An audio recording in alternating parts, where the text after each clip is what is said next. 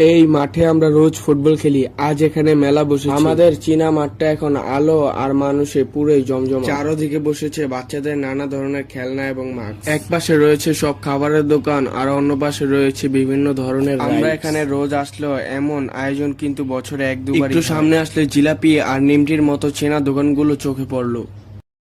নোনতা খাবারের পাশাপাশি এখানে রয়েছে স্মোকি বিস্কুট, ফুচকা ও বিভিন্ন ধরনের খাবার তৈরির এই ব্যস্ততা দেখতে দেখতে মাঠটা ঘুরছিলাম।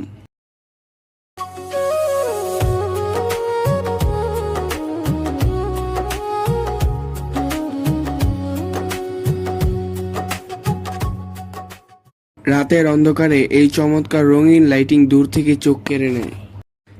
চারপাশে মানুষের হইচই পুরো পরিবেশটা মাতিয়ে রেখেছে। চেনা জায়গায় এমন উৎসবের পরিবেশ দেখতে কিন্তু আমাদের বেশ ভালোই লাগছে। আপনারাও চাইলে চলে আসতে পারেন আমাদের পুরান ঢাকা হাজারীবাগ পার্কের মেলা দেখতে।